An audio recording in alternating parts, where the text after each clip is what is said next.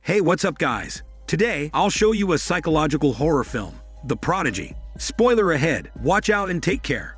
The movie begins with a woman covered in blood, escaping from a house in the middle of nowhere. She runs to the highway, but it's of no use. The poor woman was kidnapped by a serial killer who has a fetishism for hands. Her right hand is cut off and taken by the killer, but she still managed to escape for her life. She tells the police where the killer lives. Soon the police come and surround the killer's house. Moments later, the killer walks out of the house, naked. The police shoot him immediately because they thought he was going to take out a gun, possibly his hormone one, since he's naked.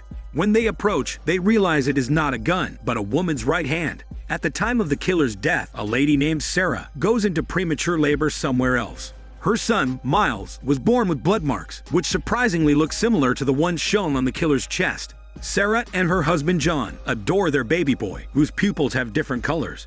Miles is very different from an ordinary kid since he was born. When he is 4 months old, he doesn't cry during an injection. What's more, he can even utter some simple words, which surprises the doctor. The doctor thinks Miles is a prodigy. Sarah is very proud of her smart boy, so she begins to educate him very early. When Miles is 5, he receives an IQ test, which shows that his IQ is much higher than that of ordinary kids. The doctor suggests he should go to a school for gifted kids. However, his development of empathy lags behind his peers. Blinded by the joy of having a genius kid, Sarah doesn't take it seriously. When Miles turns 8, they find him a babysitter. One night, the babysitter turns off the TV as required by the mother, which annoys Miles. He then tricks the babysitter into going down to the basement. The babysitter steps onto some sharp objects and falls down the stairs, causing her to break her leg. When Miles is questioned by his mom, he feels innocent and claims no memory of that. One night, Sarah sees Miles talking in his sleep, but she doesn't understand a word. She is a bit worried, so she records him talking. When Miles wakes up, Sarah asks him if he had a bad dream. Much to her surprise, he says he had a nice dream. Not long after, something worse happens in school. Miles attacks a classmate using a wrench, simply because that kid refuses to exchange a game partner with him. Sarah is frightened by her son's violent behavior in school, so she brings Miles to a psychiatrist and turns over the tape of his sleep talking. The psychiatrist is not sure what happened to Miles. She suspects that Miles might suffer some kind of abuse. It's revealed that Sarah's husband was abused when he was young, but when confronted that night, John denies that he has ever touched Miles. The couple then falls into an argument. Sarah is awake the whole night. When she goes to check Miles, she sees Miles is talking gibberish in his sleep again. More disturbingly, when waking up, Miles tells Mom that there is another man living in his head. After listening to the tape of Miles' sleep talking, the psychiatrist tells about Miles to her friend, an expert on reincarnation. Days later, Sarah goes to meet the expert, who tells her what Miles says in his dream in a rare dialect, and the words have horrible meaning. Sarah finds it hard to believe. To persuade Sarah, the expert tells her about a similar rebirth case he encountered in India. But Sarah still doesn't want to believe the so-called rebirth, especially when she hears that the spirit that intends to take over Miles is evil. She feels insulted a lot by that. The expert and the psychiatrist are worried about Miles because they know if they don't help the spirit fulfill what it hasn't finished, Miles' body will be completely controlled by the evil spirit. However, Sarah refuses their help and returns home in anger. While playing games with Miles at home, Sarah notices that Miles acts weird in the way he looks at her and touches her hand. In fear and confusion, Sarah plays the CD the expert gave to her. John comes into the bedroom and sees it, but he thinks it's all nuts and bullshit. Later, Sarah sees Miles' face change into an adult's face, which makes her horrified. One day, Miles secretly sharpens a pair of scissors, intending to use it for some unknown reason. Not long after, their dog is missing. John asks Miles to look for the dog with him, but Miles ignores him, focusing on playing his games. John shuts down the TV and takes Miles out with him, but Miles doesn't seem to be concerned about the dog at all. He even tells his father that everyone is gonna die one day, even John. As a father, John doesn't like Miles talking to him like that, so he stops the car and tells him to get off.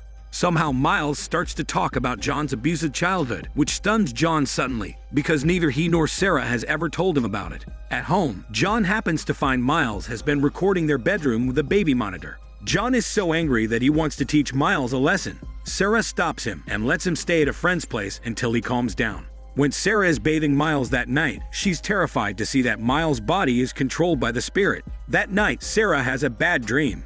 When she wakes up, she sees that Miles is standing silent at the door. She lets Miles sleep with her. Suddenly, Sarah finds a lot of flies in the house. She follows the flies to the basement and finds dried blood on the floor.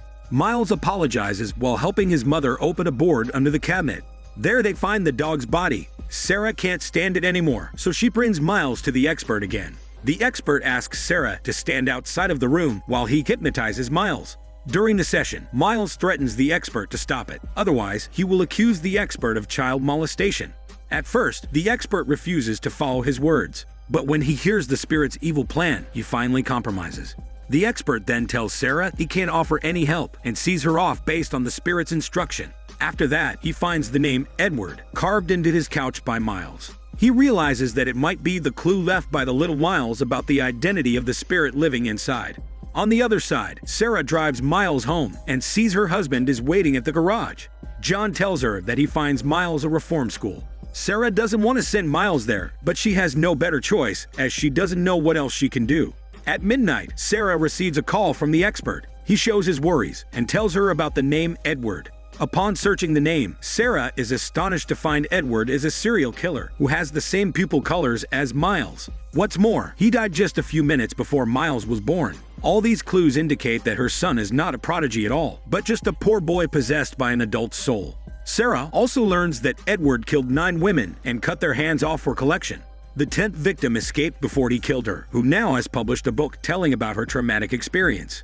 While Sarah is still on the phone, she hears something and goes for a check, but it is just her husband standing on the stairs. The next day, they take Miles to the school bus as usual.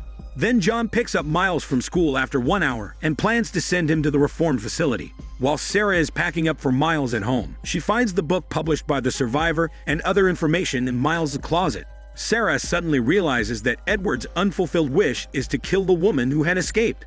On their way to the reform facility, Miles, who is now controlled by Edward, suddenly cuts off John's seatbelt and stabs him with a pair of scissors. The car loses control and hits a tree, causing John to fall into a coma. Seeing what happened to her husband, Sarah decides to follow the expert's suggestion to help Edward finish what he wants in order to set her son free from his control. With that plan in mind, Sarah asks Miles to take pills for sleep.